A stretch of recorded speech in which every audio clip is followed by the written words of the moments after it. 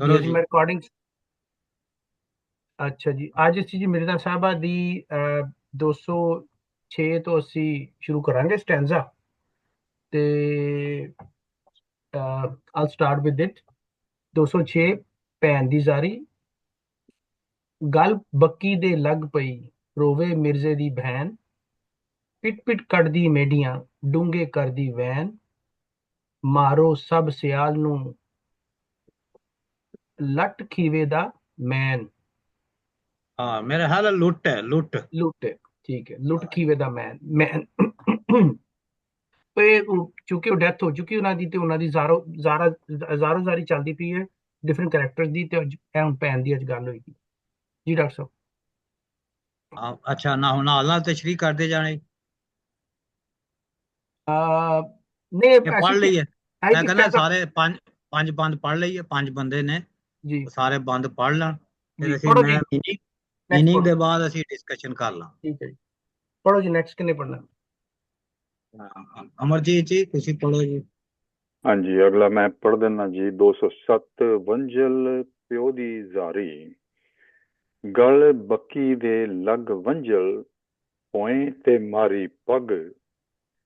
ਰੋਵੋ ਸਿਰਜਿਆ ਗਰਜਿਆ, ਬਾਂਹ ਗਈ ਜੇ ਭੱਜ। ਕੱਢਸਨ ਹੁੰਜਾਂ ਮਾਰ ਕੇ, ਬਹਿੰਦੇ ਪਾਵੇ ਲੱਗ। ਵਰਤੀ ਨਾਲ ਪੈਗੰਬਰਾਂ, ਸਾਨੂੰ ਦਿਹਾੜਾ ਅੱਜ। ਮੈਂ 208 ਪੜ੍ਹ ਦਿੰਦਾ। ਮਾਂ ਦੀ ਜ਼ਾਰੀ। ਉੱਚੀ ਮਾੜੀ ਖਾਣ ਦੀ, ਉੱਤੇ ਬੋਲੇ ਕਾਂ। ਰੰਨ ਰੋਵੇ 2-4 ਦਿਨ, ਭੈਣ ਰੋਵੇ 6 ਮਾਹ। ਜਦ ਲਗ ਸਾਂਸ ਕਰੰਗ ਵਿੱਚ, ਤਦ ਲਗ ਰੋਸਾ ਮਾਂ। जी 209 मैं पढ़ दे रही हाँ। मोरा सोग वहानिया, कूंजा भी कुरलान। हूरा भुद्दे संदले, परियां दे मुकान। भन्ने भट मछानिया, किसे न पक्का खान। मेरे रोंदियां हरनियां, बक खुले हैरान। ਹਾਂਜੀ ਆਪਣਾ ਗੁਰਦਾਸ ਜੀ ਤੁਸੀਂ ਪੜ੍ਹ ਲਿਆ। ਹਾਂਜੀ ਪੜ੍ਹ ਲਿਆ ਉਹਨਾਂ ਨੇ। ਹਾਂਜੀ ਮੈਂ ਪੜ੍ਹ ਲਿਆ ਹਾਂਜੀ। 5 ਹੋ ਗਏ ਡਾਕਟਰ ਸਾਹਿਬ। ਅੱਛਾ ਜੀ ਠੀਕ ਹੈ, ਚਲੋ ਅਸੀਂ ਇਹਦੇ ਕਰਨੇ ਆ ਥੋੜਾ ਜਿਹਾ ਅਸੀਂ ਚੇਤੇ ਕਰਨੇ ਆ ਕਿ ਜਦੋਂ ਜਿਹੜਾ ਮਿਰਜ਼ੇ ਨੂੰ ਔਰ ਸਾਹਿਬਾਂ ਨੂੰ ਜਿਹੜਾ ਉਹਦਾ ਮਣਕਾ ਤੋੜ ਦਿੰਦੇ ਨੇ ਉਹ 'ਚ ਪਾ ਕੇ ਪਟਕਾ, ਔਰ ਮਿਰਜ਼ੇ ਨੂੰ ਜਿਹੜਾ ਹੈ ਉਹ ਜਿਹੜਾ ਜੱਡ ਥੱਲੇ ਸੁੱਤਾ ਹੈ, ਉਹਦੇ ਥੱਲੇ ਹੀ ਉਸ ਦਰਖਤ ਦੀਆਂ ਟਾਹਣੀਆਂ ਨਾਲ ਹੀ ਉਹਨੂੰ ਸਾੜ ਕੇ ਮਾਰ ਦਿੱਤਾ ਜਾਂਦਾ ਹੈ। ਤੇ ਉਹ ਇੱਕ ਬੜਾ ਮੰਜ਼ਰ ਬਣਾਇਆ ਉਹਨੇ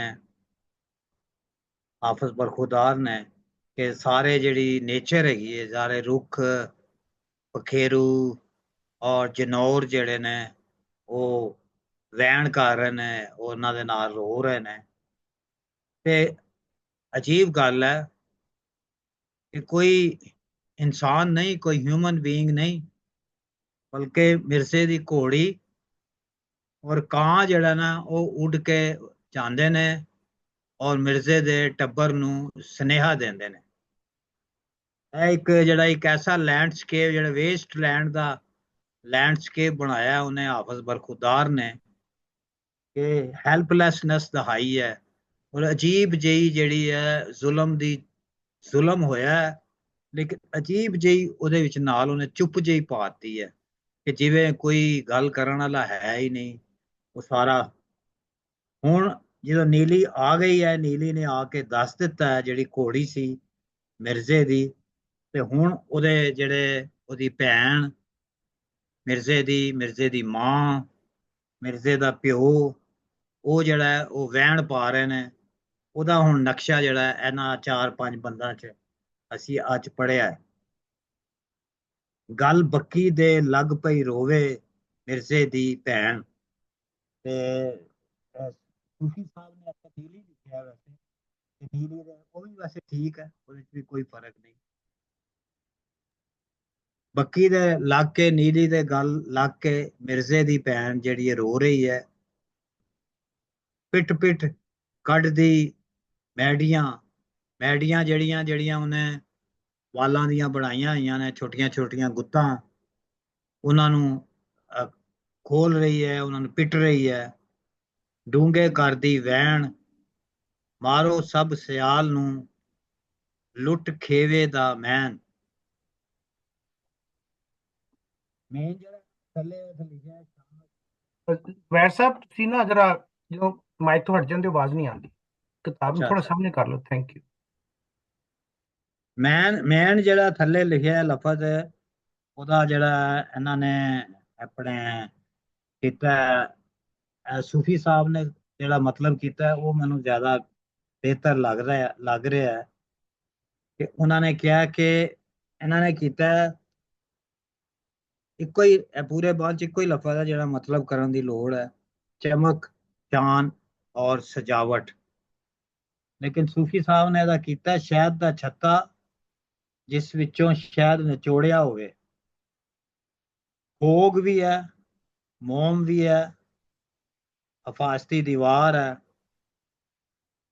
ਬੰਨ ਵੀ ਹੈ, ਜਿਵੇਂ ਦਰਿਆਵਾਂ ਵਿੱਚੋਂ ਪਾਣੀ ਮੋੜਨ ਲਈ ਬੰਨ ਬਣਾਇਆ ਜਾਂਦਾ ਹੈ, ਰਾਜਵਾਹੇ ਵਗੈਰਾ ਜ਼ਖੀਰਾ ਕੀਤਾ ਹੈ ਪਾਣੀ। ਮਾਰੋ ਸਭ ਸਿਆਲ ਨੂੰ, ਚੰਗ ਸਿਆਲ ਦੀ ਗੱਲ ਹੋ ਰਹੀ ਹੈ, ਜਿੱਥੋਂ ਦੀ ਸਾਹਿਬਾ ਰਹਿਣ ਵਾਲੀ ਹੈ, ਉਹ ਜਿਹਦੇ ਭਰਾਵਾਂ ਨੇ ਔਰ ਜਿਹੜੇ ਉਹਦੇ ਜਿਹੜਾ ਹੈ ਸੀ ਉਹਦਾ ਕਬੀਲਾ ਜਿਹੜਾ ਹੈ, ਉਹਦਾ ਜਿਹੜਾ ਟਰਾਈਬ ਹੈ, ਉਹਨਾਂ ਨੇ ਸਾਹਿਬਾਂ ਨੂੰ ਵੀ ਮਾਰਿਆ, ਆਪਣੀ ਭੈਣ ਨੂੰ ਵੀ ਮਾਰਿਆ, ਆਪਣੀ ਧੀ ਨੂੰ ਵੀ ਮਾਰਿਆ, ਔਰ ਮਿਰਜ਼ੇ ਨੂੰ ਵੀ, ਕਿ ਉਹਨੂੰ ਜਾ ਕੇ ਲੁੱਟੀਏ, ਔਰ ਉਹ ਜਿਹੜੀ ਉਹਨਾਂ ਦੀ ਸ਼ਾਨੋ ਸ਼ੌਕਤ ਹੈ ਜਾਂ ਜੋ ਵੀ ਉਹਨਾਂ ਨੇ ਬਣਾਇਆ ਹੈ ਉਹਨੂੰ ਅਸੀਂ ਲੁੱਟ ਲਈਏ। ਵੰਜਲ ਪਿਓ ਦੀ ਜ਼ਾਰੀ, ਹੁਣ ਭੈਣ ਆਈ ਹੈ, ਹੁਣ ਪਿਓ ਆਇਆ। ਗੱਲ ਬੱਕੀ ਦੇ ਲੱਗ ਵੰਜਲ, ਭੋਏ ਥੋੜੀ ਜਿਹੀ ਗੱਲ ਕਰ ਮਾਰੀ। ਲਈਏ ਇੱਥੇ, ਜੇ ਤੁਹਾਡੀ ਹਾਂਜੀ, ਇਜਾਜ਼ਤ ਹੋਵੇ ਤਾਂ। ਹਾਂ ਜ਼ਬੈਰ ਕਰੋ। ਸਾਹਿਬ ਇੱਕ ਬੰਦ ਤੇ ਗੱਲ ਕਰ ਲਈ ਥੋੜੀ ਥੋੜੀ, ਹਾਂਜੀ ਮੁਖਤਸਰ ਜੀ ਠੀਕ ਹੈ ਲਿਖ ਠੀਕ ਹੈ, ਹਾਂ ਕਰੋ, ਹਾਂ ਬਿਲਕੁਲ ਕਰੋ। ਜੀ। ਹਾਂਜੀ, ਮੈਂ ਇਹ ਸੋਚ ਰਿਹਾ ਸੀ ਕਿ ਇਹਦੇ ਬੰਦ ਦੇ ਵਿੱਚ ਲਾਈਨ ਜਿਹੜੀ ਆ ਨਾ ਅਖੀਰਲੀ, ਮਾਰੋ ਸਭ ਸਿਆਲ ਨੂੰ, ਲੁੱਟ ਖੀਵੇ ਦਾ ਮੈਨ। ਸੋ ਜਿਹੜਾ ਇੱਕ ਪਾਸੇ ਤਾਂ ਸਿਆਲ ਨੇ ਜਿਹੜੇ ਉਹ ਚਨਾਬ ਦੇ ਕੰਢੇ ਨੇ, ਦੂਜੇ ਪਾਸੇ ਜਿਹੜਾ ਮਿਰਜ਼ਾ ਹੈ ਉਹ ਰਾਵੀ ਦੇ ਕੰਢੇ ਆ। ਔਰ ਮੈਨ ਦਾ ਮਤਲਬ ਮੈਂ ਥੋੜੀ ਜਿਹੀ ਰਿਸਰਚ ਕੀਤੀ ਹੈ ਕਿ ਮੈਨ ਦਾ ਉਹ ਇਲਾਕਾ, ਮੈਨ ਦੁਆਬ ਜਿਹਨੂੰ ਕਹਿੰਦੇ ਨੇ, ਜਿਹੜੀ ਕਿ ਈਸਟ ਸਾਈਡ ਆਫ ਰਾਵੀ ਦੇ ਵਿੱਚ, ਜਿੱਥੇ ਕਿ ਰਾਜਪੂਤ ਆ ਕੇ ਵਸਦੇ ਸੀ, ਮਿਰਜ਼ਾ ਵੀ ਉੱਥੇ ਦਾ ਹੀ ਸੀ, ਦੁੱਲਾ ਭੱਟੀ ਵੀ ਉੱਥੇ ਦੇ ਸੀ। ਮੈਨ ਦੁਆਬ ਜਿਹਦੇ ਵਿੱਚ ਆ ਬਠਿੰਡਾ ਤੇ ਪਟਿਆਲਾ ਤੇ ਇਦਾਂ ਦੇ ਇਲਾਕੇ ਸਾਰੇ ਆਉਂਦੇ ਨੇ, ਈਸਟ ਆਫ ਰਾਵੀ। ਔਰ ਭੈਣ ਕਹਿ ਰਹੀ ਹੈ ਕਿ ਸਿਆਲਾਂ ਨੂੰ ਜਾ ਕੇ ਮਾਰੋ ਜਿਨ੍ਹਾਂ ਨੇ ਕਿ ਖੀਵੇ ਦਾ, ਜਿੱਥੇ ਖੀਵੇ ਦਾ ਰਾਜ ਸੀ, ਖੀਵੇ ਦੀ ਰਾਜ ਨੂੰ ਜਾਂ ਉਹਦੀ ਕਬੀਲੇ ਦੇ ਇਲਾਕੇ ਨੂੰ ਸਾਰੇ ਨੂੰ ਲੁੱਟ ਲਿਆ, ਉਹਨੂੰ ਮਾਰ ਕੇ। ਸਿਆਲਾਂ ਨੇ ਮਤਲਬ ਇਹ ਫਾਈਟ ਨੂੰ, ਮਤਲਬ ਟੈਰੀਟੋਰੀਅਲ ਫਾਈਟ ਕ੍ਰੀਏਟ ਕਰਨ ਦੀ ਕੋਸ਼ਿਸ਼ ਹੋ ਰਹੀ ਹੈ ਇੱਥੇ। ਹੈਲੋ, ਹਾਂਜੀ ਸੁਣ ਰਿਹਾ?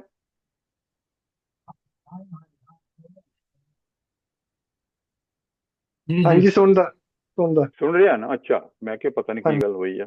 ਨਹੀਂ ਸੁਣ ਮੈਂ ਇਸ ਤਰ੍ਹਾਂ ਦੇਖਿਆ ਥੋੜਾ ਜਿਹਾ, ਮੈਂ ਕਿਹਾ ਇਹ ਖੀਵ ਮੈਣ ਦੁਆਬ ਜਿਹੜੀ ਆ ਨਾ, ਮੈਣ ਜਿੱਦਾਂ ਬਾਕੀ ਵੀ ਦੁਆਬ ਹੈਗੀਆਂ ਨੇ, ਤੇ ਇਹ ਈਸਟ ਆਫ ਦਾ ਰਾਵੀ ਜਿਹੜਾ ਏਰੀਆ ਹੈਗਾ ਉਹਨੂੰ ਮੈਣ ਦੁਆਬ, ਜਿਹਦੇ ਚ ਰਾਜਪੂਤ ਆ ਕੇ ਸਾਰੇ ਵਸੇ, ਔਰ ਦੁੱਲਾ ਭੱਟੀ, ਮਿਰਜ਼ਾ ਤੇ ਖੀਵਾ ਸਾਰਿਆਂ ਦਾ ਉੱਥੇ ਜ਼ੋਰ ਸੀ ਬਹੁਤ ਜ਼ਿਆਦਾ। ਮੈਂ ਉਧਰਲੀ ਸਾਈਡ ਤੋਂ ਦੇਖਿਆ ਥੋੜਾ ਜਿਹਾ।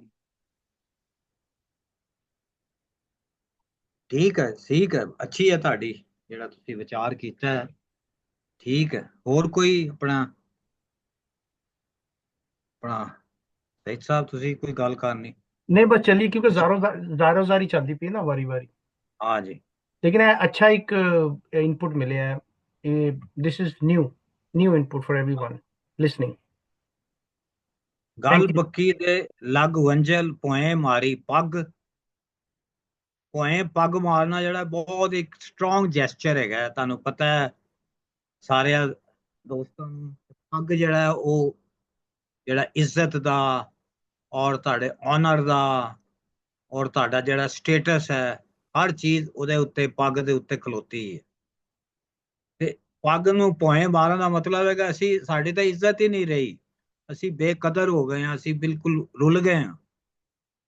ਰੋਵੋ ਖਰਚਿਆ ਗਰਜਿਆ ਬਾਂਹ ਗਈ ਜੇ ਭੱਜ, ਆਪਣੇ ਪੁੱਤਰਾਂ ਨੂੰ ਕਹਿ ਰਿਹਾ ਹੈ, ਮਿਰਜ਼ੇ ਦੇ ਭਰਾਵਾਂ ਨੂੰ, ਕਿ ਰੋਵੋ ਤੁਸੀਂ, ਸਾਡੀ ਬਾਂਹ ਜਿਹੜੀ ਹੈ ਭੱਜ ਗਈ ਹੈ। ਬਾਂਹ ਭੱਜਣਾ ਫੇਰ ਇੱਕ ਈਡੀਅਮ ਹੈ ਕਿ ਜਿਹੜੀ ਸਾਡਾ ਇੱਕ ਸਟਰੋਂਗ ਸਾਡਾ ਹਿੱਸਾ ਸੀ, ਸਾਡੀਆਂ ਬਾਹਾਂ ਭੱਜੀਆਂ ਗਈਆਂ ਨੇ। ਬੋਲਿਆ ਜਾਂਦਾ ਹੈ ਕਿ ਅਸੀਂ ਜਿਹੜਾ ਬਹੁਤ ਉਂਝ ਦੇ ਤਾਕਤਵਰ ਨਹੀਂ ਰਹੇ ਜਿਵੇਂ ਪਹਿਲੇ ਸਾਂ। ਕੱਢ ਸਣ ਹੁੱਜਾ ਮਾਰ ਕੇ ਬਹਿੰਦੇ ਪਾਵੇ ਲੱਗ।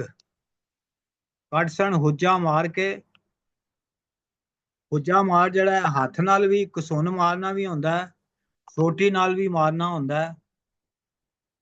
ਬਹਿੰਦੇ ਪਾਵੇ ਲੱਗ, ਪਾਵਾ ਜਿਹੜਾ ਥੱਲੇ, ਇਹ ਵੀ ਇੱਕ ਜੈਸਚਰ ਮੈਨੂੰ ਲੱਗ ਰਿਹਾ ਕਿ ਉਸ ਜ਼ਮਾਨੇ ਦੀ ਕੋਈ ਟ੍ਰੈਡੀਸ਼ਨ ਸੀ ਕਿ ਪਾਵਾ ਜਿਹੜਾ ਜ਼ਮੀਨ ਤੇ ਬੈਠ ਕੇ ਜਿਹੜਾ ਰੋਣਾ ਹੈ ਜਾਂ ਆਰੋਜ਼ਾਰੀ ਕਰਨੀ ਹੈ, ਉਹ ਵੀ ਆਪਣੇ ਆਪ ਨੂੰ ਇੱਕ ਨੀਵਾਂ ਕਰਨ ਵਾਲੀ ਗੱਲ ਹੈ। ਅਸੀਂ ਨੀਵੇਂ ਹੋ ਗਏ ਹਾਂ, ਪਾਵਿਆਂ ਨੂੰ ਅਸੀਂ ਹੁਣ ਜਿਹੜਾ ਨਾ ਹੱਥ ਪਾ ਕੇ ਰੋ ਰਹੇ ਹਾਂ। ਵਰਤੀ ਨਾਲ ਪੈਗੰਬਰਾਂ ਸਾਨੂੰ ਦਿਹਾੜਾ ਅੱਜ। ਪੈਗੰਬਰਾਂ ਨਾਲ ਵੀ ਇਹੋ ਤਰ੍ਹਾਂ ਦੇ ਜਿਹੜੇ ਨੇ ਵਕੂਏ ਹੋਏ ਨੇ, ਈਵੈਂਟਸ ਹੋਏ ਨੇ, ਵਾਕਿਆਤ ਹੋਏ ਨੇ। ਸਾਡੇ ਨਾਲ ਹੈ ਅੱਜ ਹੋਇਆ ਹੈ। ਆਪਣੇ ਆਪ ਨੂੰ ਥੋੜਾ ਜਿਹਾ, ਬਹੁਤ ਜ਼ਿਆਦਾ ਜਿਹੜਾ ਨਾ, ਉਹ ਥੋੜਾ ਜਿਹਾ ਨਹੀਂ ਕਹਿਣਾ ਚਾਹੀਦਾ, ਬਹੁਤ ਜ਼ਿਆਦਾ ਐਲੀਵੇਟਿਡ ਕਰ ਰਿਹਾ ਆਪਣੇ ਆਪ ਨੂੰ ਕਿ ਸਾਡੇ ਨਾਲ ਉਹੀ ਹੋਈ ਹੈ ਜਿਹੜੀ ਪੈਗੰਬਰਾਂ ਨਾਲ ਹੁੰਦੀ ਸੀ। ਵੀ ਆਰ, ਯਾਨੀ ਕਿ ਅਸੀਂ ਉਹਨਾਂ ਤੋਂ ਘੱਟ ਨਹੀਂ ਆ ਪੈਗੰਬਰਾਂ ਤੋਂ, ਸਾਡੇ ਨਾਲ ਉਹੋ ਜਿਹੀ ਹੋਈ ਹੈ। ਹਾਂਜੀ ਦੋ ਦੋਸਤ ਗੱਲ ਕਰਨ ਜੀ। ਹਾਂਜੀ, ਦੋ ਗੱਲਾਂ। ਇਹ ਜਿਹੜੀ ਕੱਢ ਸਹੁਜਾ ਮਾਰ ਕੇ ਬਹਿੰਦੇ ਪਾਵੇ ਲੱਗ, ਇੱਥੇ ਮੈਨੂੰ ਪਾਵੇ ਲੱਗਣ ਦਾ ਇੱਕ ਟ੍ਰੈਡੀਸ਼ਨ ਯਾਦ ਆਇਆ। ਤੁਸੀਂ ਤੁਹਾਨੂੰ ਯਾਦ ਹੋਣਾ ਡਾਕਟਰ ਸਾਹਿਬ ਕਿ ਜਦੋਂ ਡੈਥ ਹੋਵੇ ਸਾਡੇ ਕਲਚਰ 'ਚ, ਤੇ ਜਿਹੜੀ ਡੈਡ ਬਾਡੀ ਹੈ ਉਹ ਜਨਾਜ਼ੇ ਤੇ ਹੁੰਦੀ ਹੈ ਤੇ ਸਾਰੇ ਉਹਦੇ ਪਾਵੇ ਨਾਲ ਜੁੜ ਕੇ ਧਰੋ ਰਹੇ ਹੁੰਦੇ ਨੇ। ਇਹ ਹਾਂਜੀ ਮੇਰਾ ਇਹ ਮੇਰਾ ਜਿਹੜਾ ਨਾ ਟ੍ਰੈਡੀਸ਼ਨ, ਜਿਹੜਾ ਮੁਸਲਮਾਨਾਂ ਦਾ ਜਾਂ ਜਿਹੜਾ ਸਾਡਾ ਟ੍ਰੈਡੀਸ਼ਨਲ ਇਸ ਇਲਾਕੇ 'ਚ ਪਾਵੇ ਨਾਲ ਲਾ ਕੇ ਰੋਂਦਾ, ਮਤਲਬ ਕਿ ਡੈਡ ਬਾਡੀ ਪਾਵੇ ਤੇ ਪਾਵੇ ਨੂੰ ਫੜ ਕੇ ਰੋੜਨੇ। ਕਿਉਂਕਿ ਜਦੋਂ ਡੈਡ ਬਾਡੀ ਚੁੱਕੀ ਜਾਂਦੀ ਸੀ ਨਾ, ਜਨਾਜ਼ਾ ਦਾ ਜਾਣਾ, ਤੇ ਸਾਰੇ ਪਾਵਿਆਂ ਨੂੰ ਫੜਦੇ ਸਨ, ਬੀਵੀ ਬੱਚੇ ਇਹ। ਪਾਵਿਆਂ ਨੂੰ, ਤੇ ਨਹੀਂ ਮੈਂ ਕਿ ਹਾਲੇ, ਪਾਵਿਆਂ ਨੂੰ ਥੱਲੇ ਬੈਠ ਕੇ ਰੋਣਾ ਵੀ ਹੈ, ਮਤਲਬ ਹੈ ਕਿ ਨੀਵਾਂ ਹੋਣਾ, ਨੀਵਾਂ, ਹਾਂਜੀ ਅਸੀਂ ਨੀਵੇਂ ਹੋ ਗਏ। ਹਾਂਜੀ, ਨੀਵਾ ਹੋਣਾ ਔਰ ਟ੍ਰੈਜਡੀ, ਇਹ ਮੇਰਾ ਉਹ ਜਿਹੜਾ ਇਮੇਜਰੀ ਸੀ ਨਾ ਮੇਰੀ, ਉਹ ਉੱਧਰ ਗਈ ਬਿਲਕੁਲ, ਬੜੀ ਪਾਵਰਫੁਲ ਇਮੇਜਰੀ ਹੈ। ਤੇ ਦੂਸਰਾ ਜਿਹੜਾ ਹੈ ਬਾਂਹ ਗਈ ਜੇ ਭੱਜ, ਇਹ ਮੈਨੂੰ ਖਿਆਲ ਆਇਆ ਕਿ ਵਾਕਈ ਤੁਸੀਂ ਸਹੀ ਕਿਹਾ, ਬੜਾ ਟ੍ਰੈਡੀਸ਼ਨਲ ਈਡੀਅਮ ਹੈ ਸਾਡੇ ਕਲਚਰ 'ਚ। ਹੀਰ ਵਾਰਿਸ ਸ਼ਾਹ ਦੇ ਵਿੱਚ ਵੀ ਜਦੋਂ ਰਾਜਾ ਜਾਂਦਾ ਹੈ ਤੇ ਉਹ ਭਰਾ ਕਹਿੰਦੇ ਨੇ ਕਿ ਜੇ ਬਾਵਾਂ ਭੱਜ ਜਾਂਦੀਆਂ ਜੇ ਭਾਈ ਵੱਖ ਹੋ ਜਾਣ, ਤੇ ਉਹ that is again reiterating here, so that's it। ਮੈਂ ਜਰਾ ਗੱਲ ਕਰਨਾ ਚਾਹ ਰਿਹਾ ਸੀ, ਐਨੀ ਗੱਲ ਸੀ ਮੇਰੀ। ਤੇ ਹਾਂਜੀ, ਮੈਂ ਥੋੜਾ ਜਿਹਾ ਇਸ ਤਰ੍ਹਾਂ ਸੋਚਿਆ ਕਿ ਇਹ ਪੰਜਾਬੀ ਦੇ ਵਿੱਚ ਆਮ ਤੌਰ ਤੇ ਵੀ ਹੈਗੀ ਹੈ ਕਿ ਨੇੜੇ ਨੇੜੇ ਹੋ ਕੇ ਕਿਸੇ ਦੇ ਬਹਿਣਾ ਜਾਂ ਬਿਲਕੁਲ ਨੀਵੇਂ ਹੋ ਕੇ ਰਹਿਣਾ, ਪਾਵੇ ਨਾਲ ਲੱਗ ਕੇ ਰਹਿਣਾ ਕਿਸੇ ਦੇ। ਉਹ ਲੋਕ ਜਿਹੜੇ ਸਾਡੇ ਨੀਵੇਂ ਔਰ ਸਾਡੇ ਨੇੜੇ ਨੇੜੇ ਹੋ ਕੇ ਬਹਿੰਦੇ ਸੀ, ਉਹਨਾਂ ਨੇ ਸਾਨੂੰ ਹੁੰਝਾ ਮਾਰ ਕੇ, ਮਤਲਬ ਕਿ ਧੱਕੇ ਦੇ ਕੇ ਬਾਹਰ ਕੱਢ ਦਿੱਤਾ। ਔਰ ਇਹ ਤੇ ਪੈਗੰਬਰਾਂ ਨਾਲ ਵੀ ਇਹ ਗੱਲ ਤੇ ਹੋਈ ਹੈ ਕਿ ਮੁਹੰਮਦ ਸਾਹਿਬ ਦੀ ਵੀ ਹਿਸਟਰੀ ਤੁਸੀਂ ਤਾਂ ਜ਼ਿਆਦਾ ਜਾਣਦੇ ਹੋ, ਉਹਨਾਂ ਨਾਲ ਵੀ ਇਸੇ ਤਰ੍ਹਾਂ ਦਗਾ ਦੇਣ ਵਾਲੇ ਲੋਕ ਜਿਹੜੇ ਸੀਗੇ, ਉਹਨਾਂ ਨੇ ਇਸ ਤਰ੍ਹਾਂ ਹੀ ਕੀਤੀ। ਸੋ ਮੇਰਾ ਖਿਆਲ ਥੋੜਾ ਜਿਹਾ ਇੱਧਰੋਂ ਕਿ ਉਹਨਾਂ ਨੇ ਸਾਨੂੰ ਧੱਕੇ ਮਾਰ ਮਾਰ ਕੇ, ਹੁੰਝਾ ਮਾਰ ਮਾਰ ਕੇ ਬਾਹਰ ਕੱਢਿਆ, ਜਿਹੜੇ ਕਿ ਸਾਡੇ ਬਿਲਕੁਲ ਨੇੜੇ ਹੋ ਕੇ, ਨੀਵੇਂ ਹੋ ਕੇ ਰਹਿੰਦੇ ਸੀ।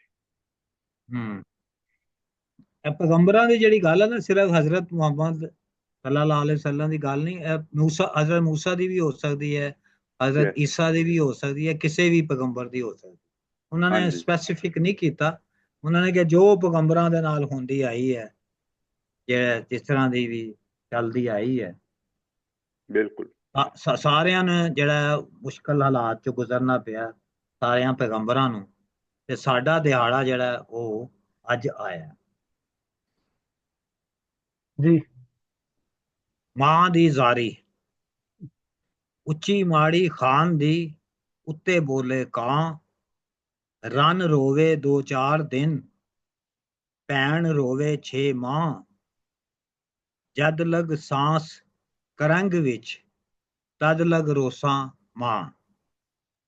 ਵਾਹ। ਉੱਚੀ ਮਾੜੀ ਖਾਨ ਦੀ, ਉੱਚਾ ਉਹਦਾ ਜਿਹੜਾ ਹੈ, ਮਾੜੀ ਹੈ, ਉੱਚਾ ਉਹਦਾ ਜਿਹੜਾ ਹੈ ਘਰ ਹੈ।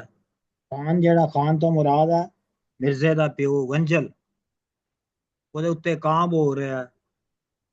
ਜਿਹੜੀ ਰਨ ਹੈ, ਜਦੋਂ ਬੰਦਾ, ਬੜੀ ਸ਼ਾਵਨਿਸਟਿਕ ਲਾਈਨ ਹੈ, ਜਦੋਂ ਕੋਈ ਬੰਦਾ ਮਰ ਜਾਂਦਾ ਹੈ ਤੇ ਉਹਦੀ ਬੀਵੀ 2-4 ਦਿਨ ਰੋਂਦੀ ਹੈ, ਲੇਕਿਨ ਭੈਣ ਜਿਹੜੀ ਹੈ ਉਹ 6 ਮਹੀਨੇ ਰੋਂਦੀ ਹੈ। ਜਦ ਕਿ ਮਾਂ ਜਿਹੜੀ ਹੈ ਉਹ ਜਦ ਤੱਕ, ਰੰਗ ਦਾ ਮਤਲਬ ਹੈ ਢਾਂਚਾ, ਸਕੈਲੇਟਨ, ਜਦ ਤੱਕ ਉਹਦਾ ਸਾਹ ਜਿਹੜਾ ਹੈ ਢਾਂਚਾ ਬਣ ਜਾਂਦਾ ਹੈ ਉਹ ਤਦ ਤੱਕ ਰੋਂਦੀ, ਯਾਨੀ ਕਿ ਮਾਂ ਆਖਰੀ ਸਾਹਾਂ ਤੱਕ ਰੋਂਦੀ ਹੈ, ਰਨ 2-4 ਦਿਨ ਰੋਂਦੀ ਹੈ, ਭੈਣ 6 ਮਹੀਨੇ ਰੋਂਦੀ ਹੈ। ਔਰ ਇਹ ਗੱਲ ਕੌਣ ਕਰ ਰਹੀ ਹੈ? ਗੱਲ ਵੀ ਇੱਕ ਔਰਤ ਕਰ ਰਹੀ ਹੈ, ਔਰਤ ਦੇ ਖਿਲਾਫ ਹੀ ਔਰਤ ਗੱਲ ਕਰ ਰਹੀ ਹੈ। ਬਹਰਹਾਲ ਇਹ ਬੜਾ ਪ੍ਰੋਵੋਕੇਟਿਵ ਹੈ ਸਟੈਂਜ਼ਾ, ਇਹਦੇ ਤੇ ਗੱਲ ਹੋ ਸਕਦੀ ਹੈ। ਬੜੀ ਇੰਟਰਸਟਿੰਗ ਹੈ ਕਿ ਮੈਨੂੰ ਇਹ ਸਟੈਂਜ਼ਾ ਪੜ੍ਹ ਕੇ ਲੱਗਾ ਜਿਵੇਂ ਹਾਊਸ ਬਰਖੁਰਦਾਰ ਨੇ 3 ਮੇਜਰ ਲੈਵਲਸ ਆਫ ਗ੍ਰੀਫਸ ਡਿਫਾਈਨ ਕਰਤੇ ਨੇ ਸਾਡੇ ਕਲਚਰ 'ਚ, ਕਿ ਗ੍ਰੈਵਿਟੀ ਆਫ ਗ੍ਰੀਫ ਜਿਹੜੀ ਹੈ ਉਹ ਕਿਸ ਕੈਰੈਕਟਰ ਨੂੰ, ਕਿਸ ਰੋਲ 'ਚ ਕਿੰਨੀ ਹੁੰਦੀ ਹੈ, ਔਰ ਨੈਚੁਰਲੀ ਉਹਨੇ ਮਾਂ ਨੂੰ ਸਭ ਤੋਂ ਉੱਤੇ ਰੱਖਿਆ। So that is very interesting. ਬਹੁਤ ਖੂਬਸੂਰਤ ਲਾਈਨ ਹੈ, ਜਦ ਲਗ ਸਾਂਸ ਕਰੰਗ ਵਿੱਚ, ਤਦ ਤਦ ਲਗ ਰੋਸਾ ਮਾਂ। That is very beautiful line, ਬਹੁਤ ਖੂਬਸੂਰਤ ਲਾਈਨ। ਈਸ਼ਵਰ ਜੀ, ਤੁਸੀਂ ਗੱਲ ਕਰੋ ਨਾ ਇਹਦੇ ਤੇ, ਇਹ ਔਰਤਾਂ ਦੀ ਗੱਲ ਹੋ ਰਹੀ ਹੈ। ਨਹੀਂ ਥੋੜੀ ਹਾਂ, ਇਸੇ ਚ मतलब तुसा अपने अगे पिछे भी अगर तको ना, तुसा की लगना कि शायद ये ऑब्जर्वेशन जेह्ड़ी है ओह् ठीक भी है, क्योंकि जेह्ड़े मां ना रिश्ता आया ओह् ते फिर अपने बच्चे की सारी उम्र रोनी, मगर जेह्ड़ी बीवी है या कम अज कम या भैनां ही आ, उन्हां की लोक आखने चलो जी हुण अगे अगे अगे नहीं सोचो, अपने घर बार नहीं, अपने बच्चों चो लगी गछड़ियां, उन्हां दा घर बार औरतां दी दोबारा शादी होई गछड़ियां। मगर मिर्जा बरखुरदार दी ऑब्जर्वेशन ते चंगी है। दूसरी गल यही है कि वो 3 लेवल्स ऑफ ग्रीफ तुसां बिल्कुल ठीक आखने पियो कि, पर ये रिश्ते डिफाइन करने या तुसां शायद जेड़ा जाहिर मां ना रिश्ता ऐसा आया कि वो तो खत्म कदे नहीं होने लगा ना, बाकी सारे रिश्ते जेड़े शायद उस फर्क आ गछना, मां ने रिश्ते ने फर्क ते नहीं आछना। तो फिर माड़ा ख्याल है कि वो डेप्थ रिश्ते नी, डेप्थ भी पता लगनी ते लेवल्स ऑफ ग्रीफ भी पता लगना। हाँ जी अमरजीत जी, ਤੁਸੀਂ ਕੀ ਕਹਿੰਦੇ ਹੋ? ਹਾਂਜੀ, ਮੈਂ ਵੀ ਇਸੇ ਤਰ੍ਹਾਂ ਸੋਚ ਰਿਹਾ ਕਿ ਇਹ ਔਰਤ ਦੇ, ਜੇ ਦੇਖੀਏ ਸਮਾਜ ਦੇ ਲੈਵਲ ਤੇ, ਇਹ 3 ਰਿਸ਼ਤੇ, ਮਤਲਬ ਔਰਤ ਦੇ ਜਿਹੜੇ ਪਿਆਰ ਮੁਹੱਬਤ ਜੇ ਰਿਸ਼ਤੇ ਆ, ਜਿਹਨਾਂ ਚੋਂ ਫਿਰ ਬਾਅਦ ਦੇ ਵਿੱਚ ਜੇ ਲਾਸ ਹੋ ਜਾਂਦਾ ਤੇ ਗਰੀਫ ਤੁਹਾਨੂੰ ਹੁੰਦਾ, ਸੋ ਗਰੀਫ ਦੇ ਵੀ 3 ਲੈਵਲਸ ਹੀ ਆ। ਔਰਤ ਦੇ ਰਿਸ਼ਤੇ ਜਿਹੜੇ ਨੇ, ਇਹ ਵਾਰਿਸ ਸ਼ਾਹ ਨੇ ਤਾਂ ਰਿਸ਼ਤਿਆਂ ਨੂੰ ਸਿਰਫ ਮਤਲਬ ਹੀ ਦੱਸਿਆ ਕਿ ਜੇ ਤੁਹਾਡੇ ਕੋਲ ਮਤਲਬ ਹੈ ਤਾਂ ਰਿਸ਼ਤੇ ਹੈ, ਜੇ ਮਤਲਬ ਨਹੀਂ ਤਾਂ ਰਿਸ਼ਤੇ ਨਹੀਂ। ਪਰ ਨੈਚੁਰਲ ਤੌਰ ਤੇ ਵੀ ਦੇਖੋ, ਇੱਕ ਤੇ ਮਾਂ ਦਾ ਰਿਸ਼ਤਾ ਤੇ ਬਿਲਕੁਲ ਨੈਚੁਰਲ ਹੈ, ਭੈਣ ਦਾ ਵੀ ਨੈਚੁਰਲ ਹੈ, ਪਰ ਜਿਹੜਾ ਰਨ ਦਾ ਜਾਂ ਘਰਵਾਲੀ ਦਾ ਰਿਸ਼ਤਾ ਬਣਾਇਆ ਉਹ ਤਾਂ ਸਮਾਜ ਨੇ ਬਣਾਇਆ ਨਾ, ਉਹ ਤੇ ਨੈਚੁਰਲ ਨਹੀਂ। ਤੇ ਉਹਦੀ ਮਤਲਬ ਪਿਆਰ ਦੀ ਜਾਂ ਗਰੀਫ ਦੀ ਲਿਮਿਟ ਮਤਲਬ ਘੱਟ ਹੈ। ਔਰ ਇੱਕ ਇਹ ਵੀ ਕਹਿ ਸਕਦੇ ਕਿ ਖੂਨ ਦਾ ਰਿਸ਼ਤਾ ਹੈਗਾ, ਵਿਚ ਇਜ਼ ਆਲਸੋ ਨੈਚੁਰਲ ਰਿਸ਼ਤਾ, ਕਿ ਨਾਨ ਖੂਨ ਦਾ ਰਿਸ਼ਤਾ ਹੈਗਾ। ਸੋ ਡਿਫਰੈਂਟ ਲੈਵਲਸ ਆਫ ਰਿਲੇਸ਼ਨਸ਼ਿਪ ਜਾਂ ਡਿਫਰੈਂਟ ਲੈਵਲਸ ਆਫ ਪਿਆਰ ਮੁਹੱਬਤ ਜਾਂ ਡਿਫਰੈਂਟ ਲੈਵਲ ਆਫ ਗਰੀਫ ਜਿਹੜੇ ਆਉਂਦੇ ਨੇ, ਉਹਦੀ ਮੈਂ ਐਕਸਪਲੇਨੇਸ਼ਨ ਕਹੀ। ਜਾਂ ਤਾਂ ਫਿਰ ਵਾਰਿਸ ਸ਼ਾਹ ਦਾ ਹਿੱਸਾ ਮੰਨੀਏ ਕਿ ਮਤਲਬ ਤੋਂ ਬਿਨਾਂ ਕੋਈ ਵੀ ਨਹੀਂ। ਹੁਣ ਮਾਂ ਨੂੰ ਤਾਂ ਕੋਈ ਮਤਲਬ ਨਹੀਂ, ਜਾਂ ਇਹ ਹੋ ਸਕਦਾ ਕਿ ਮਾਂ ਨੂੰ ਮਤਲਬ ਹੈਗਾ ਕਿ ਇਹ ਬੱਚੇ, ਮੁੰਡੇ ਲੜਕੀਆਂ ਸਾਰੇ ਮੇਰੇ ਅਖੀਰ ਦਮ ਤੱਕ ਸਹਾਰਾ ਬਣਨਗੇ, ਰਨ ਨੂੰ ਬਹੁਤ ਘੱਟ ਹੈ, ਭੈਣ ਨੂੰ ਬਹੁਤ ਘੱਟ ਹੈ। ਸੋ ਮਤਲਬ ਦੀ ਗੱਲਾਂ ਕਹਿ ਸਕਦੇ ਜਾਂ ਨੈਚੁਰਲ ਅਨਨੈਚੁਰਲ ਗੱਲਾਂ ਵੀ ਕਹਿ ਸਕਦੇ ਹਾਂ। ਹਾਂਜੀ ਜ਼ੁਬੈਰ ਸਾਹਿਬ, ਹਾਂਜੀ ਜਸਟ ਇੱਕ ਕੁਇਕ ਪੁਆਇੰਟ, 7 ਮਿੰਟ ਦੀ ਰਿਕਾਰਡਿੰਗ ਰਹਿ ਗਈ ਤੇ ਸਾਡੇ ਕੋਲ 2 ਬੰਦ ਹੈਗੇ ਨੇ, ਅਸੀਂ ਕਵਰ ਕਰ ਲਈਏ, ਬਟ ਵੀ ਅੱਛਾ, ਦੋ ਕੰਟੀਨਿਊ। ਹਾਂਜੀ ਠੀਕ ਹੈ ਠੀਕ ਹੈ, ਸੌਰੀ। ਮੋਹਰਾਂ ਸੋਗ ਵਿਹਾਣਿਆ, ਪੂੰਜਾਂ ਵੀ ਕੁਰਲਾਣ, ਪੂਰਾ ਬੱਧੇ ਸੰਦਲੇ, ਪਰੀਆਂ ਦੇਣ ਮੁਕਾਣ, ਬੰਨੇ ਭੱਟ ਮਛਾਣੀਆਂ, ਕਿਸੇ ਨਾ ਪੱਕਾ ਖਾਣ, ਮੇਰੇ ਰੋਂਦਿਆਂ ਹਿਰਨੀਆਂ, ਪੱਕ ਖਲੇ ਹੈਰਾਨ। ਹੁਣ ਇਹ ਸਾਰੀ ਜਿਹੜੀ ਹੈ ਇਹਦੇ ਵਿੱਚ ਉਹਨੇ ਹਾਫਿਜ਼ ਬਰਖੁਰਦਾਰ ਨੇ ਬੰਦਿਆਂ ਨੂੰ ਕੱਢ ਦਿੱਤਾ, ਔਰ ਜਿਹੜੇ ਜਨੌਰ ਨੇ ਔਰ ਪਖੇਰੂ ਜਿਹੜੇ ਨੇ ਉਹਨਾਂ ਦੀ ਗੱਲ ਹੋ ਰਹੀ ਹੈ। ਮੋਹਰਾਂ ਸੋਗ ਵਿਹਾਣਿਆ, ਵਿਹਾਣਿਆ ਮੈਨੇ ਗੁਜ਼ਾਰਿਆ ਬੀਤਿਆ, ਪੂੰਜਾਂ ਵੀ ਕੁਰਲਾਣ, ਪੂੰਜਾਂ ਵੀ ਕਿਰਾਏ ਕਰ ਰਹੀਆਂ ਨੇ, ਹੂਰਾਂ ਬੰਦੇ ਸੰਦਲੇ, ਜਿਹੜੇ ਹੂਰਾਂ ਨੇ ਵੀ ਆਪਣੇ ਜਿਹੜਾ ਸੰਦਲੇ ਹੈਗੇ ਮਾਤਮ ਵੇਲੇ ਲੱਕ ਬੱਧਾ ਕੱਪੜਾ, ਪਰੀਆਂ ਦੇਣ ਮੁਕਾਣ, ਮੁਕਾਣੇ ਬੈਠਣਾ, ਅਫਸੋਸ ਕਰਨਾ, ਬੰਨੇ ਵੱਟ ਮਛਾਣੀਆਂ, ਵੱਟ ਮੈਨੇ ਹੁੰਦਾ ਜਿਹੜਾ ਉਹ ਭੱਟੀ ਹੈ, ਮਛਾਣੀਆਂ ਨੇ ਆਪਣੀ ਰੋਟੀ ਖਾਣ ਪੀਣ ਦਾ ਜਿਹੜਾ ਚੁੱਲ੍ਹਾ ਹੈ ਉਹਨੂੰ ਵੱਟ ਦਿੱਤਾ, ਭੰਨ ਦਿੱਤਾ, ਕਿਸੇ ਨਾ ਪੱਕਾ ਖਾਣ, ਕੋਈ ਵੀ ਖਾ ਪੀ ਨਹੀਂ ਰਿਹਾ, ਮੇਰੇ ਰੋਂਦੀਆਂ ਹਿਰਨੀਆਂ, ਮੇਰਾ ਜਿਹੜਾ ਚੰਗੀ ਘਾਹ ਵਾਲੀ ਜ਼ਮੀਨ ਹੈ, ਦਰਿਆ ਤੋਂ ਪਰੇ ਉੱਚੀ ਜ਼ਮੀਨ, ਹਿਰਨੀਆਂ ਰੋ ਰਹੀਆਂ ਨੇ, ਘਾਹ ਵੀ ਰੋ ਰਹੇ ਨੇ, ਪੱਕ ਖਲੇ ਹੈਰਾਨ, ਹਿਰਨੀ ਦੇ ਜਿਹੜੇ ਬੱਚੇ ਨੇ ਉਹ ਵੀ ਹੈਰਾਨ ਨੇ। ਦੂਸਰਾ ਵੀ ਮੈਂ ਨਾਲ ਹੀ ਪੜ੍ਹ ਲੈਣਾ, ਠੀਕ ਹੈ ਜੀ। 210 ਤੱਕ ਪੜ੍ਹਨਾ ਜੀ ਕਿ ਹੋ ਗਏ ਨੇ ਪੂਰੇ? ਜੀ 10 ਤੱਕ ਪੜ੍ਹ ਲੈਂਦੇ। ਹਾਂ, ਕਲਾਮ ਸਿਰਜਾ, ਉਹ ਜਿਹੜਾ ਭਰਾ ਮਿਰਜ਼ੇ ਦਾ ਗੱਲ ਕਰ ਰਿਹਾ, ਮੈਂ ਜੋ ਤੈਨੂੰ ਆਖਦਾ ਰਾਏ ਰਹਿਮੋ ਵੱਲ ਜਾ, ਕਿੱਥੇ ਨਹੀਂ ਉਹ ਪੇਕੜੇ ਜੰਮੇ ਭੈਣ ਭਰਾ, ਦੇਖ ਤਮਾਸ਼ਾ ਹਾਫਜ਼ਾ ਅਗਲੀ ਗੱਲ ਸੁਣਾ। ਪੇਕੜੇ ਮੈਨੇ ਪੇਕੇ ਵਹੀ ਲੈਣ ਹੈ, ਬਾਕੀ ਤੇ ਸਾਰੀ ਸਾਫ਼ ਹੈਗੀ। ਇਹਦੇ ਤੇ ਹੁਣ ਕਿੰਨੇ ਮਿੰਟ ਨੇ ਸਾਡੇ ਕੋਲ ਸਈਦ ਸਾਹਿਬ? ਹਰ ਕੋਈ 5 ਮਿੰਟ। ਚਲੋ 5 ਮਿੰਟ ਗੱਲ ਕਰ ਲਓ, ਮੈਂ ਤੇ ਹੁਣ ਕੋਈ ਨਹੀਂ ਇਹਦੇ ਤੇ ਅੱਛਾ, ਮੈਂ ਸਿਰਫ ਇਹ ਗੱਲ ਕਰਨੀ ਸੀ 209 ਤੇ ਮੋਹਰਾਂ ਸੋਗ ਵਹਾਣੀਆਂ। ਇਹਦੇ 'ਚ ਮੈਨੂੰ ਜਿਹੜੀ ਇੰਟਰਸਟਿੰਗ ਗੱਲ ਲੱਗੀ ਹੈ, ਉਹਨੇ ਨੈਚੁਰਲ ਤੇ ਸੁਪਰ ਨੈਚੁਰਲ ਦੋਵਾਂ ਨੂੰ ਇੱਥੇ ਮਿਲਾ ਦਿੱਤਾ। ਨੈਚੁਰਲ ਦੇ ਵਿੱਚੋਂ ਮੋਹਰਾਂ ਲੈ ਆਇਆ, ਹਿਰਨੀਆਂ ਲੈ ਆਇਆ, ਬੰਦਿਆਂ ਨੂੰ ਲੈ ਆਇਆ, ਤੇ ਉਹਦੇ ਸੁਪਰ ਨੈਚੁਰਲ ਦੇ ਵਿੱਚੋਂ ਹੂਰਾਂ ਨੂੰ ਵੀ ਪਾਤਾ ਉਹਨੇ ਵਿੱਚ। ਸੋ ਇਹ ਜਿਹੜੀ ਇੰਟਰਵੀਵਿੰਗ ਹੈ ਨਾ, ability to bring natural, supernatural elements into grieving this epic. Oh, that is very fascinating. ਮੈਨੂੰ ਦੀ ਲੈਂਗੁਏਜ ਬਹੁਤ ਜ਼ਿਆਦਾ ਕਰਦੀ ਹੈ, ਔਰ ਬੜੀ ਇਮੇਜਰੀ ਦੇਖੋ, ਹੂਰਾਂ ਬੱਦੇ ਸੰਦਲੇ, ਪਰੀਆਂ ਦੇਣ ਮੁਕਾਨ, ਕੇ ਪੂਰੀ ਸ਼ਕਲ ਸਾਹਮਣੇ ਆ ਜਾਂਦੀ ਹੈ ਕਿ ਕੱਪੜਾ ਬਣ ਕੇ ਅਗਲੇ ਅਫਸੋਸ ਕਰਦੇ ਪਏ ਨੇ, ਤੇ ਮਛਾਣੀਆਂ।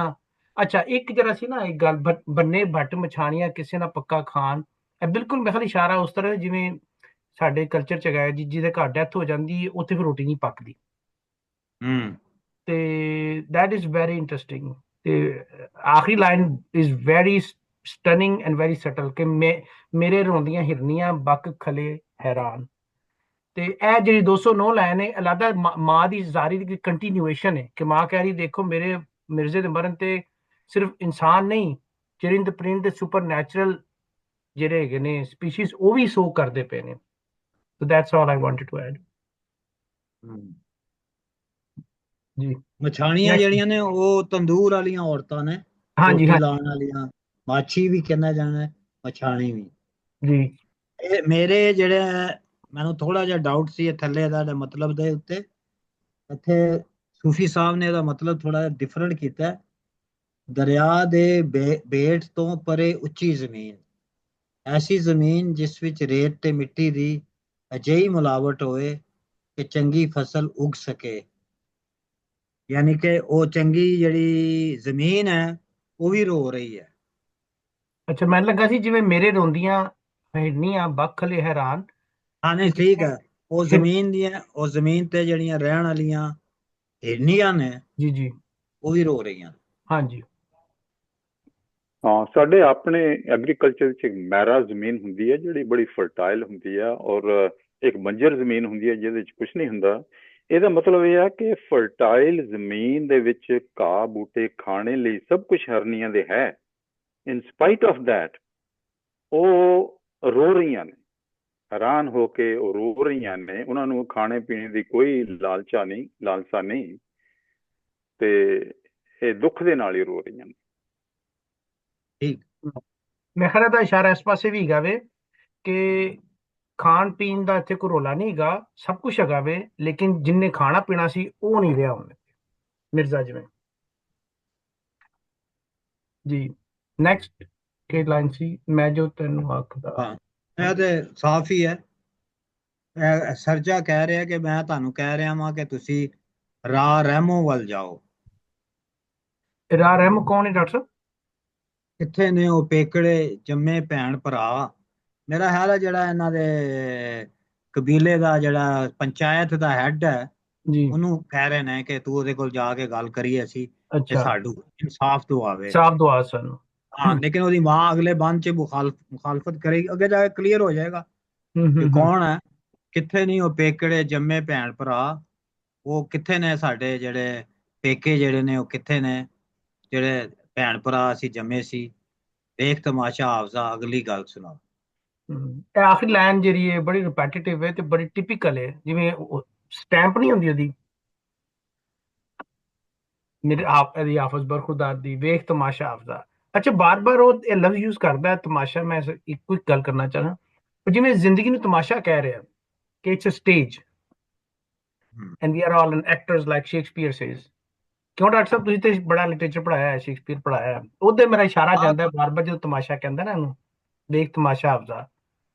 ਇਹਦੇ ਵਿੱਚ ਥੋੜੀ ਜਿਹੀ ਇੱਕ ਸ਼ਰਾਰਤ ਵੀ ਹੈ, ਟਿਚਕਰ ਵੀ ਕਰ ਰਿਹਾ ਉਹ। ਹਾਂ ਦੂਸਰਾ ਜਿਹੜਾ ਹੈਗਾ ਜਿਹਨੂੰ ਤੁਸੀਂ ਅਟੈਚ ਡਿਟੈਚ, ਹਾਂਜੀ ਜਿਹਨੂੰ ਕਹਿੰਦਾ ਨਾ ਵੇਖ ਤਮਾਸ਼ਾ ਹਾਫਜ਼ਾ, ਇੱਕਦਮ ਤੁਹਾਨੂੰ ਡਿਟੈਚ ਕਰ ਲੈਂਦਾ ਉਹ, ਕਿਸੇ ਚੋਂ ਬਾਹਰ ਕੱਢ ਲੈਂਦਾ ਔਰ that ਤੁਹਾਨੂੰ ਰਿਮਾਈਂਡ ਕਰਾਉਂਦਾ ਹੈ ਕਿ ਤੁਸੀਂ ਕਿੱਸਾ ਪੜ੍ਹ ਰਹੇ ਹੋ, ਦੇਖ ਰਹੇ ਹੋ। ਥੋੜਾ ਜਿਹਾ ਕ੍ਰਿਟੀਕਲ ਵੀ ਰਹੋ ਇਹਦੇ ਬਾਰੇ। ਕਹਿੰਦਾ ਕੈਥਾਰਟਿਕ ਪਲੇਜਰ ਲਵੋ, ਲੇਕਿਨ ਫਟਾਫਟ ਬਾਹਰ ਆ ਜਾਓ, ਉੱਥੇ ਫਸੇ ਨਾ ਰਹੋ। ਹਾਂ ਅੱਛਾ ਠੀਕ, ਗੁੱਡ। ਚਲੋ we have less than 1 minute, ਉਹਦੇ ਬਾਅਦ ਰਿਕਾਰਡਿੰਗ ਖਤਮ ਹੋ ਜਾਏਗੀ ਤੇ we will continue our discussion informal. ਮੇਰੇ ਖਿਆਲ ਇਹ ਵੀ ਮਤਲਬ ਹੈ ਕਿ ਦੇਖ ਤਮਾਸ਼ਾ ਹਾਫਜ਼ਾ ਕਹਿ ਰਿਹਾ ਕਿ ਜੇ ਸਟੇ ਟਿਊਨਡ ਕਿ ਅੱਗੇ ਕੀ ਗੱਲ ਹੋਣੀ ਹੈ। ਹਾਂ, ਉਹ ਤੇ ਕੰਟੀਨਿਊ ਕਰਵਾ ਰਿਹਾ ਨਾ ਹਰ ਅਗਲਾ ਹੀ ਗੱਲ ਸ਼ੁਰੂ ਕਰਨ ਤੋਂ ਪਹਿਲੇ ਦੱਸਦਾ ਕਿ ਭਾਈ ਸਟੇ ਟਿਊਨਡ, ਤਮਾਸ਼ਾ ਮੁੱਕਿਆ ਨਹੀਂ। ਨਹੀਂ, ਇਨਕਰੀਜ਼ਿੰਗ ਐਂਟੀਸਿਪੇਸ਼ਨ ਵੀ ਵਧਾ ਰਿਹਾ ਨਾ ਕਿ ਜ਼ਰਾ ਖਿਆਲ ਨਾ ਮੈਂ ਅਗਲੀ ਗੱਲ ਜਿਹੜੀ ਕਰਨੀ ਹੈ। ਹਾਂਜੀ ਠੀਕ ਹੈ ਲੋ ਜੀ, ਮੈਂ ਰਿਕਾਰਡਿੰਗ ਸਟਾਪ ਕਰ ਰਿਹਾ, ਵਿਲ ਕੰਟੀਨਿਊ।